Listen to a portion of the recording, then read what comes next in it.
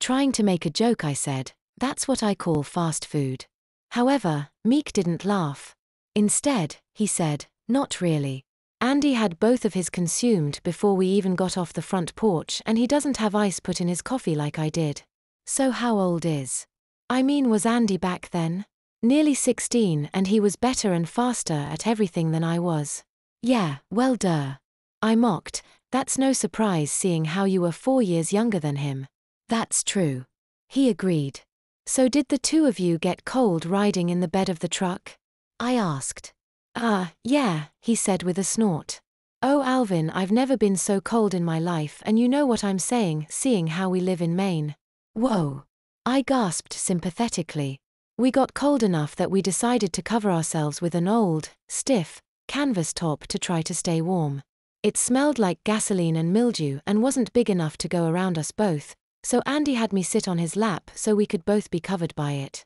He had asked me how I felt after we were covered by the heavy canvas, and I told him I felt better even though I was still pretty cold. I didn't have to tell him I was cold because he could tell by my chattering teeth. I interrupted Meek to ask, "Bet you wish you had saved that coffee until then, huh?" Nah, we were bouncing around so much I would have ended up wearing it instead of drinking it. Meek said with a chuckle. That would have still warmed you up. I joked, for a minute. Then you probably would have turned into a Meek popsicle.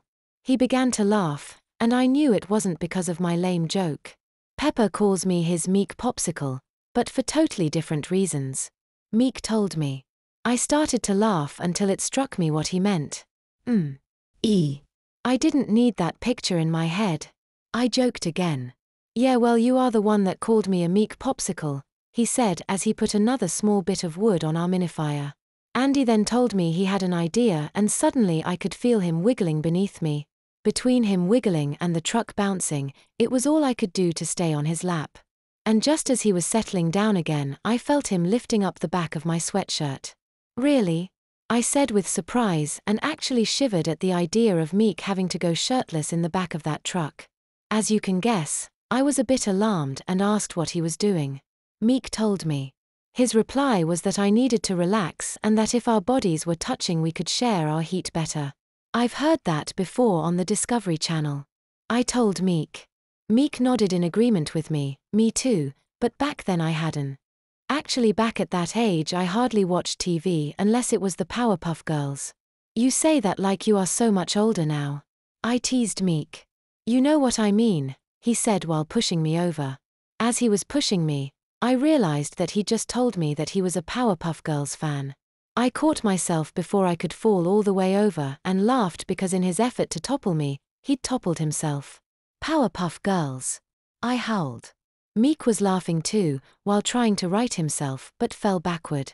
Servers you right. I laughed as he fell back from laughing so hard. I was wondering if you heard that part. He said in a loud squealing laughter.